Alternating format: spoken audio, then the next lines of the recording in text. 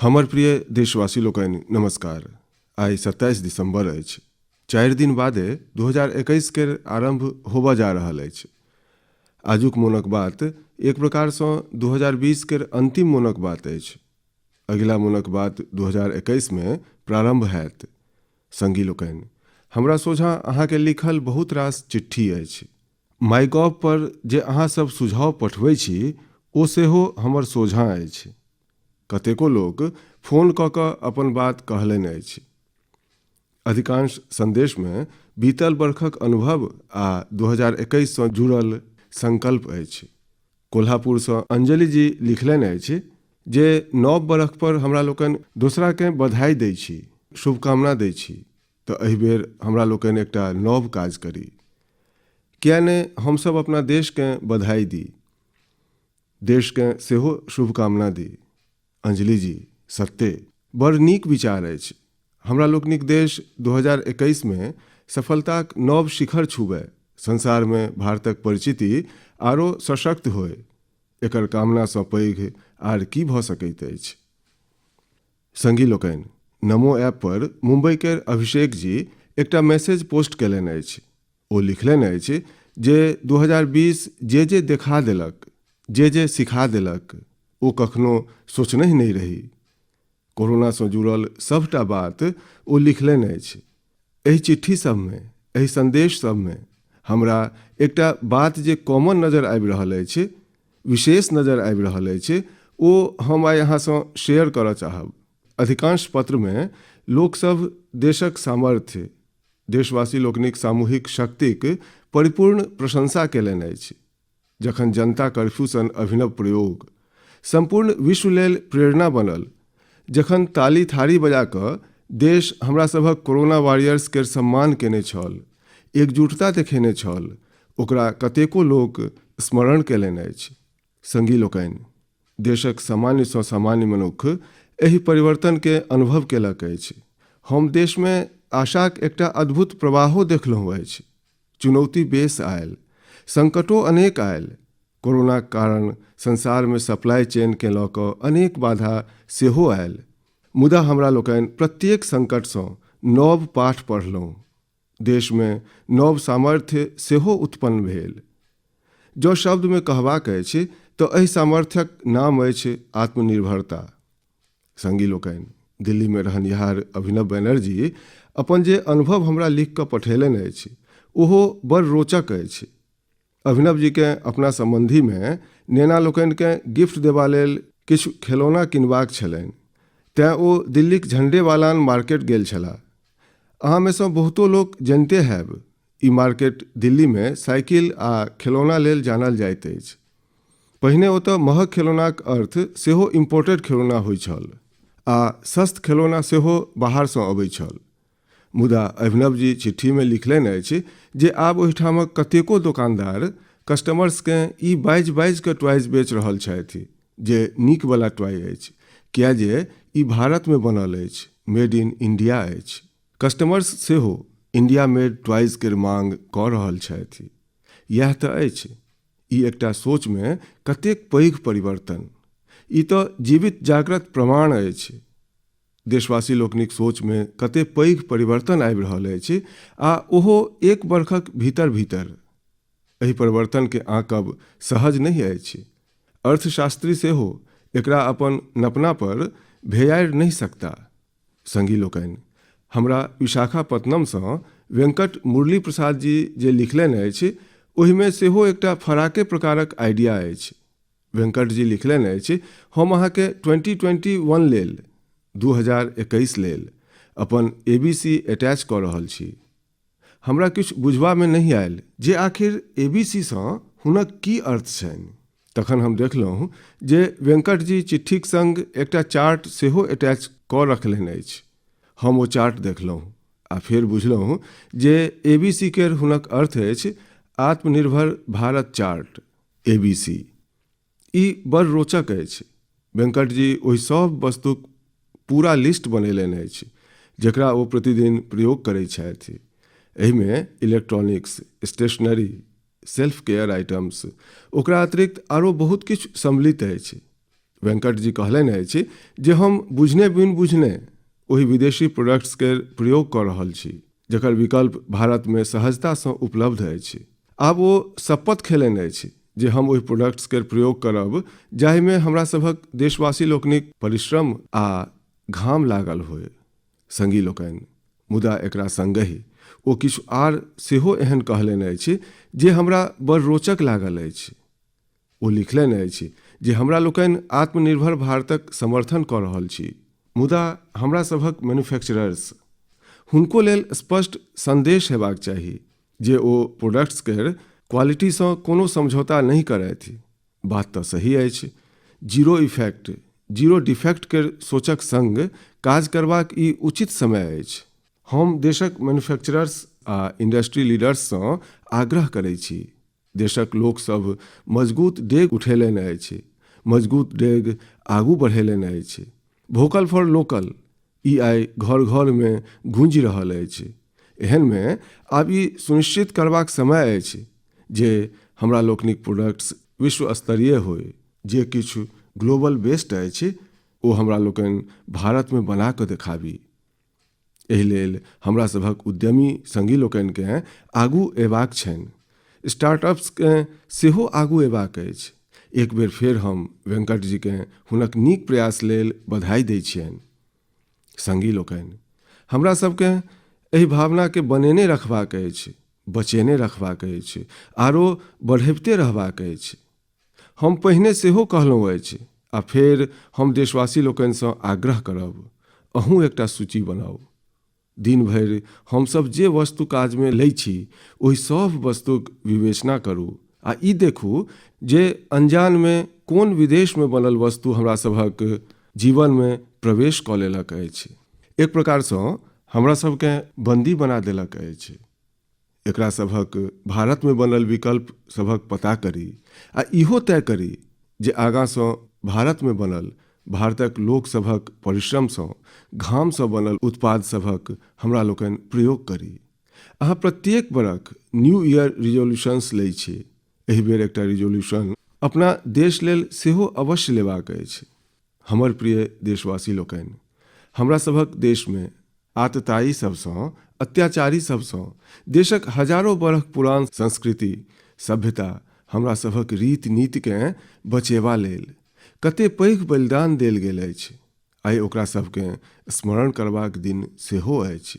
अजुके दिन गुरु गोविंद जी के पुत्र लोकनि साहेबजादा जोरावर सिंह आ फतेह सिंह के देवाल में जीवैत चुनवा देल गेल छल। अत्याचारी चाहै छला जे साहेबजादा अपन आस्था छोड़ि देथु, महान गुरु परंपराक सीख छोड़ि देथु, मुदा हमरा सभक साहेबजादा लोकनि एते कम वयस में सेहो गजब के साहस देखेलनि, इच्छा शक्ति देखेलनि। देवाल में चुनल जाइत काल पाथर लगैत रहल, देवाल ऊंच होइत रहल, मृत्यु सोझा घूमि रहल छल, मुदा तैयो ओ टस सँ मस नहीं भेला। अजुके दिन गुरु गोविंद सिंह जी माता गुजरी सेहो बलिदान देने छली। लगभग एक सप्ताह पहिने श्री गुरु तेग बहादुर जी के सेहो बलिदानक दिन छल। हमरा एतऽ दिल्ली में गुरुद्वारा रकाबगंज जाकऽ गुरु तेग बहादुर जी के श्रद्धा सुमन अर्पित करबाक, माथा टेकबाक अवसर भेटल। एही मास श्री गुरु गोविंद सिंह जी सँ प्रेरित अनेक लोक भूमि पर सुतै छथि। लोक श्री गुरु गोविंद सिंह जी परिवारक लोक सब द्वारा देल गेल बलिदान के बड़ भावपूर्ण अवस्था में मोन पारै छथि। ई बलिदान संपूर्ण मानवता के, देश के नव सीख देलक। ई बलिदान हमरा लोकनिक सभ्यता के सुरक्षित रखबाक महान कार्य केलक। हम सब एहि बलिदानक ऋणी छी। एक बेर फेर हम श्री गुरु तेग बहादुर जी, माता गुजरी जी, गुरु गोविंद सिंह जी आ चारू साहेबजादाक बलिदान के नमन करै छी। एहने अनेको बलिदान भारतक आजुक स्वरूप के बचेने रखलक अछि, बनेने रखलक अछि। हमर प्रिय देशवासी लोकनि, आब हम एकटा एहन बात कहऽ जा रहल छी जाहि सँ अहाँके आनंद सेहो आयत आ गर्व सेहो होयत। भारत में लेपर्ड्स अर्थात तेंदुआ के संख्या में 2014 सँ 2018 के बीच 60% बेसी वृद्धि भेल अछि। 2014 में देश में लेपर्ड्स के संख्या लगभग 7,900 छल। ओतहि 2019 में एकर संख्या बढ़ि कऽ 12,852 भऽ गेल। ई वएह लेपर्ड्स अछि जकरा द जिम कार्बेट कहने छलाह। जे लोग सब लेपर्ड्स के प्रकृति में स्वच्छंद रूप से घूमैत नहीं देखलनि, ओ ओकर सौंदर्यक कल्पने नहीं कऽ सकैत छथि। ओकर रंगक सौंदर्य आ ओकर चालि केर मोहकताक अनुमान नहीं लगा सकैत छथि।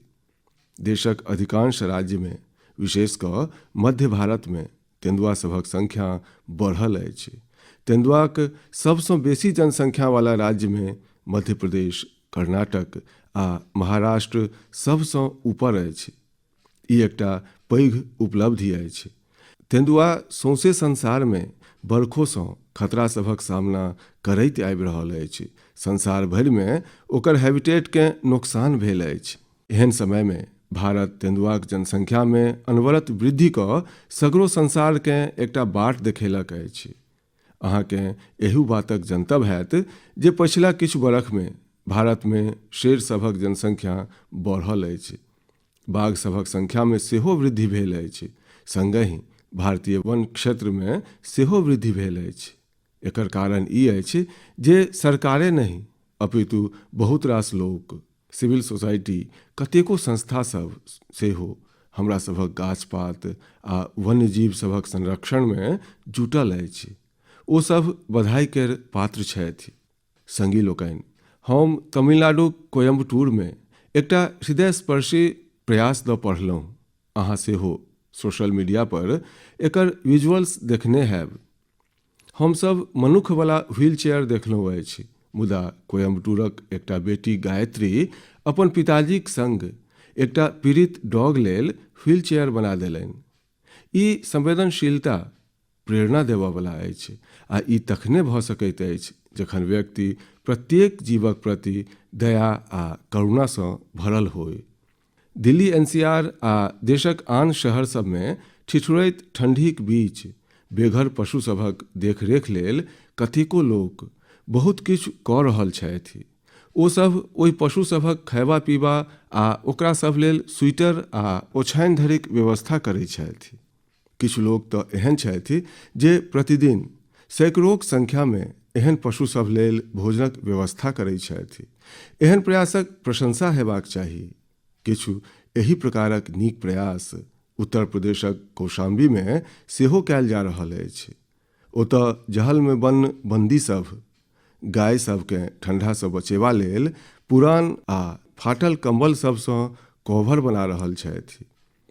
एहि कंबल सबके कौशाम्बी सहित दोसर जिला सभक जहलसँ एकत्र कयल जाइत अछि आ फेर ओकरा सीब कऽ गौशाला पठा देल जाइत अछि। कौशाम्बी जहलक बंदी प्रत्येक सप्ताह अनेको कवर तैयार कऽ रहल छथि। आउ दोसराक देखरेख लेल सेवा भावसँ भरल एहि प्रकारक प्रयास सबके प्रोत्साहित करी। ई वस्तुतः एकटा एहन सत्कार्य अछि जे समाजक संवेदना सबके सशक्त करैत अछि। हमर प्रिय देशवासी लोकनि, आब जे पत्र हमरा सोझा अछि ओहिमे दूटा पैघ फोटो अछि। ई फोटो एकटा मंदिरक अछि आ बिफोर आ आफ्टरक अछि। एहि फोटोक संग जे पत्र अछि ओहिमे युवा लोकनिक एकटा एहन टीम द कहल गेल अछि जे स्वयं के युवा ब्रिगेड कहैत अछि। असल में ई युवा ब्रिगेड कर्नाटक में श्रीरंगपट्टन लग स्थित वीरभद्र स्वामी नामक एकटा प्राचीन शिव मंदिरक कायाकल्प कऽ देलक। मंदिर में सब दिस घास पात आ झाड़ी सब भरल छल। एतबे नहीं जे बटोही सेहो नहीं कहि सकैत जे एतऽ एकटा मंदिर अछि। एक दिन किछु पर्यटक लोकनि एहि बिसरल हेरायल मंदिरक एकटा वीडियो सोशल मीडिया पर पोस्ट कऽ देलनि। युवा ब्रिगेड जखन एहि वीडियो के सोशल मीडिया पर देखलनि तऽ हुनका सबसँ रहल नहीं गेलनि आ फेर ई टीम मिलजुलि कऽ एकर जीर्णोद्धार करबाक निर्णय लेलक। ओ मंदिरक हाता में उगि आयल कटगर झाड़ सब, घास आ गाछ सबके हटौलनि। जतऽ मरम्मति आ निर्माणक आवश्यकता छलै ओतऽ केला। हुनक नीक काजके देखैत स्थानीय लोक सब सेहो मदतिक हाथ बढ़ौलनि, केओ सीमेंट देलनि तऽ केओ पेंट। एहन आर कतेको वस्तु सभक संग लोकसभ अपन अपन योगदान देलनि। ई सभ युवा कतेको तरहक प्रोफेशनसँ जुड़ल छथि। एहनमे ओ वीकेंड्समे समय निकाललनि आ मन्दिरक लेल काज केलनि। युवा लोकनि मन्दिरमे दरवाजा लगेबाक संग संग बिजली कनेक्शन सेहो लगौलनि।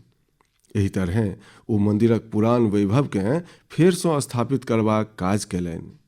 लगन आ दृढ़ निश्चय एहन दू गोट वस्तु अछि जाहिसँ लोक प्रत्येक लक्ष्यकेँ प्राप्त कऽ सकैत छथि। जखन हम भारतक युवा लोकनिकेँ देखैत छियनि तऽ स्वयंकेँ आनन्दित आ आश्वस्त अनुभव करैत छी। आनन्दित आ आश्वस्त तेँ किएक तऽ हमर देशक युवा लोकनिमे कैन डू केर अप्रोच छनि आ विल डू केर स्पिरिट छनि। हुनका लेल कोनो चुनौती पैघ नहि छनि, किछुओ हुनक पहुँचसँ दूर नहि अछि। हम तमिलनाडुक एकटा टीचर दऽ पढ़लहुँ। हुनक नाम हेमलता एन.के. छनि, जे विडुपुरमक एकटा स्कूलमे संसारक सबसँ पुरान भाषा तमिल पढ़बैत छथि। कोविड-19 महामारी सेहो हुनक अध्यापनक काजमे बाधा नहि बनि सकल। हाँ, हुनक समक्ष चुनौती अवश्य छलनि, मुदा ओ एकटा इनोवेटिव रस्ता निकाललनि। ओ कोर्स केर सब 53 चैप्टर्सकेँ रिकॉर्ड केलनि, एनिमेटेड वीडियो तैयार केलनि आ एकरा एकटा पेन ड्राइवमे लऽ कऽ अपन स्टूडेंट्सकेँ बाँटि देलनि। एहिसँ हुनक स्टूडेंट्सकेँ बहुत मदति भेटलनि। ओ चैप्टर्सकेँ विजुअली सेहो बुझि पौलाह।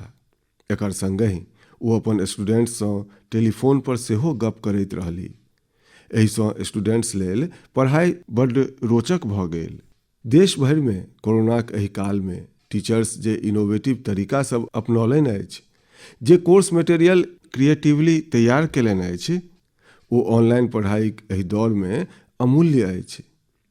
हमर सभ टीचरसँ आग्रह अछि जे ओ एहि कोर्स मटेरियलकेँ शिक्षा मंत्रालयक दीक्षा पोर्टल पर अवश्य अपलोड करथि। एहिसँ देशक दूर दराजवला क्षेत्र सभमे रहि रहल छात्र छात्रा सभकेँ बड़ लाभ हेतनि। संगी लोकनि, आउ आब गप करी झारखंडक कोरवा जनजातिक हीरामन जी केर। हीरामन जी गढ़वा जिलाक सिंजो गाममे रहैत छथि। अहाँकेँ ई जानि अचरज हैत जे कोरवा जनजातिक आबादी मात्र 6000 अछि, जे शहरसँ दूर पहाड़ आ जंगल सभमे रहैत अछि। अपन समुदायक संस्कृति आ परिचितिकेँ बचेबा लेल हीरामन जी एकटा बीड़ा उठौलनि अछि। ओ 12 वर्षक अथक परिश्रमक बाद विलुप्त होइत कोरवा भाषाक शब्दकोश तैयार केलनि अछि। ओ एहि शब्दकोशमे घर गृहस्थीमे प्रयोग होमयवला शब्द सभसँ लऽ कऽ दैनिक जिन्दगीमे प्रयोग होबयवला कोरवा भाषाक बहुत रास शब्द सभकेँ अर्थक संग लिखलनि अछि। कोरवा समुदायक लेल हीरामन जी जे कऽ कऽ देखौलनि अछि, ओ देशक लेल एकटा मिसाल अछि। हमर प्रिय देशवासी लोकनि, एहन कहल जाइत अछि जे अकबरक दरबारमे एकटा प्रमुख सदस्य अबुल फजल छलाह। ओ एकबेर कश्मीरक यात्राक पश्चात कहने छलाह जे कश्मीरमे एकटा एहन दृश्य अछि जेकरा देखि कऽ खौंजाह आ तमसाह लोक सेहो प्रसन्नतासँ झूमि उठत। वस्तुतः ओ कश्मीरमे केसरक खेत सभक उल्लेख कऽ रहल छलाह। केसर अदौसँ कश्मीरसँ जुड़ल अछि। कश्मीरी केसर मुख्य रूपसँ पुलवामा, बड़गाम आ किश्तवाड़ सन स्थान सभमे उपजाओल जाइत अछि। एहि बरख मईमे कश्मीरी केसरकेँ ज्योग्राफिकल इंडिकेशन टैग अर्थात जीआई टैग देल गेल।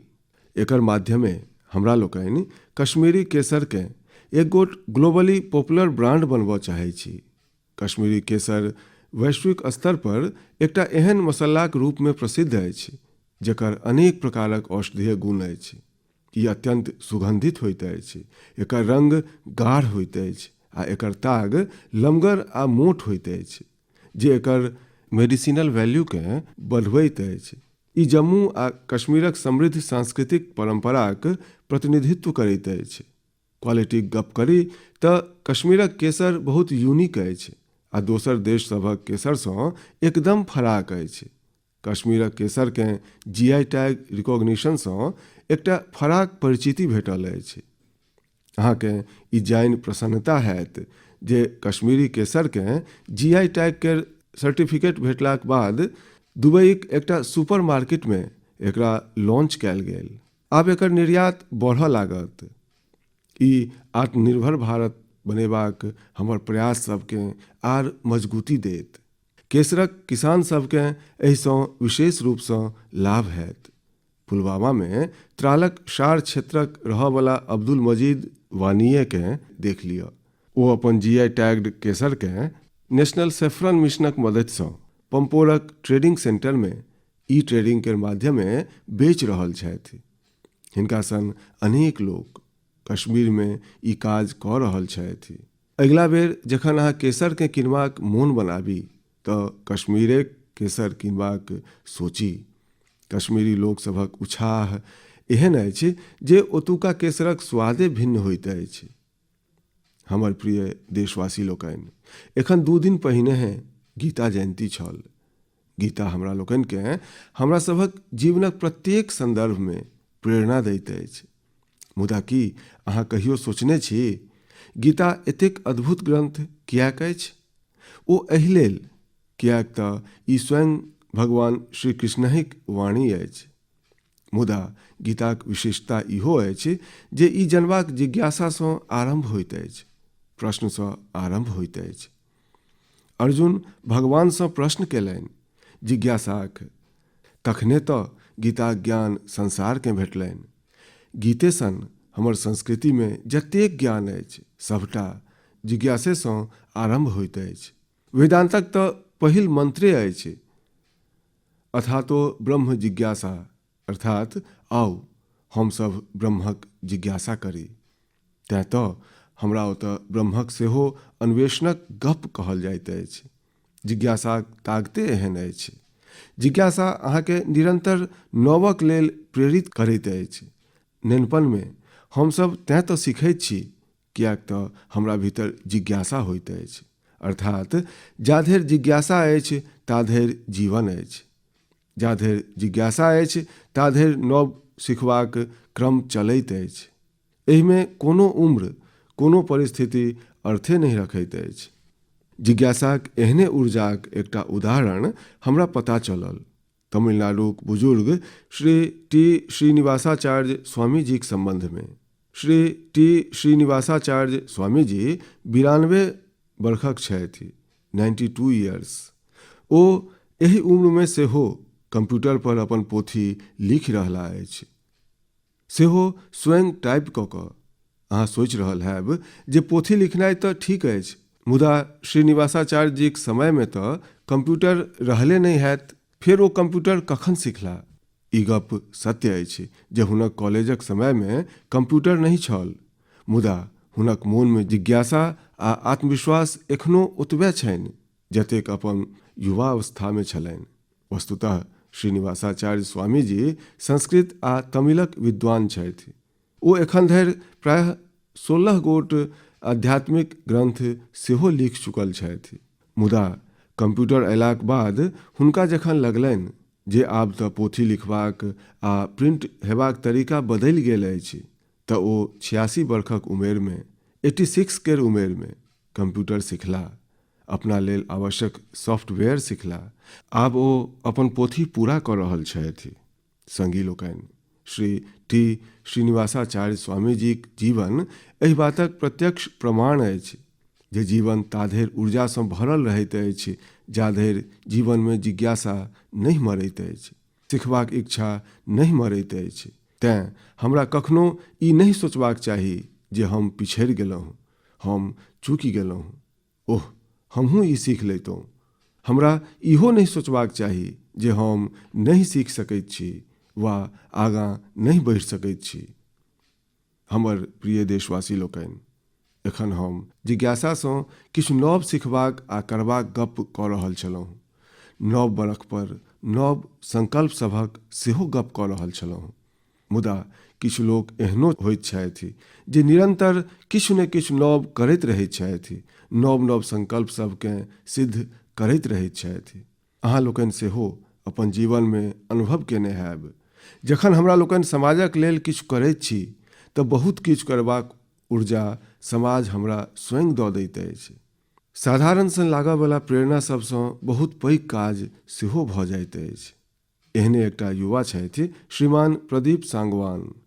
गुरुग्रामक प्रदीप सांगवान 2016सँ हीलिंग हिमालयाज नामसँ अभियान चला रहल छथि। ओ अपन टीम आ वॉलंटियर्स केर संग हिमालयक पृथक पृथक क्षेत्र सबमे जाइ छथि आ जे प्लास्टिक कचरा टूरिस्ट ओतऽ छोड़ि कऽ चलि जाइ छथि ओ साफ करै छथि। प्रदीप जी एखन धरि हिमालयक भिन्न भिन्न टूरिस्ट लोकेशनसँ टनो प्लास्टिक साफ कऽ चुकल छथि। एही तरहेँ कर्नाटकक एकटा युवा दंपति छथि अनुदीप आ मीनूषा। अनुदीप आ मीनूषा एखने पछिला मास नवम्बरेमे बियाह केलनि अछि। बियाहक बाद बहुत रास युवा घूमऽ फिरऽ जाइत छथि, मुदा ई दुनू किछु फराक केलनि। ई दुनू सदिखन देखैत छलाह जे लोकसभ अपन घरसँ बाहर घूमऽ तऽ जाइत छथि, मुदा जतऽ जाइत छथि ओतहि बहुत रास कूड़ा कचरा छोड़ि कऽ आबि जाइत छथि। कर्नाटकक सोमेश्वर बीच पर सेहो यह स्थिति छल। अनुदीप आ मीनूषा निश्चय केलनि जे ओ सोमेश्वर बीच पर लोकसभ जे कचरा छोड़ि कऽ गेला अछि तकरा साफ करब। दुनू पति पत्नी बियाहक बाद अपन पहिल संकल्प इएह लेलनि। दुनू मिलि कऽ समुद्र तटक बहुत कचरा साफ कऽ देलनि। अनुदीप अपन एहि संकल्प दऽ सोशल मीडिया पर सेहो शेयर केलनि। फेर की छल, हुनक एतेक सनगर सोचसँ प्रभावित भऽ कऽ बहुत रास युवा हुनक संग आबि कऽ जुड़ि गेल। अहाँ बुझि कऽ आश्चर्यचकित भऽ जायब। ई सब मिलि कऽ सोमेश्वर बीचसँ 800 किलोसँ बेसी कचरा साफ केलनि अछि। संगी लोकनि, एहि प्रयास सभक मध्य हमरा लोकनिकेँ इहो सोचबाक अछि जे ई कचरा एहि बीच पर, एहि पहाड़ सब पर पहुँचैत कोना अछि। आखिर हमरे सबमे सँ केओ लोक ई कचरा ओतऽ छोड़ि कऽ अबैत छथि। हमरा प्रदीप आ अनुदीप मीनूषा जकाँ सफाई अभियान चलेबाक चाही, मुदा ताहूसँ पहिने हमरा लोकनिकेँ ई संकल्प सेहो लेबाक चाही जे हमरा लोकनि कचरा पसारबे नहीं करब। आखिर स्वच्छ भारत अभियानक सेहो तऽ पहिल संकल्प इएह अछि। हाँ, एकटा आर बात हम अहाँ लोकनिकेँ मोन पाड़ऽ चाहैत छी। कोरोना कारणसँ एहि बरख एकर चर्च ओतेक नहीं भऽ सकल अछि। हमरा देशकेँ सिंगल यूज प्लास्टिकसँ मुक्त करेबाके अछि। इहो 2021 केर संकल्प सभमे सँ एकटा अछि। अंतमे हम अहाँ लोकनिकेँ नव बरखक लेल बहुत बहुत शुभकामना दै छी। अहाँ स्वयं स्वस्थ रहू, अपन परिवारकेँ स्वस्थ राखू। अगिला बरख जनवरीमे नव विषय सब पर मोनक बात हैत। बहुत बहुत धन्यवाद।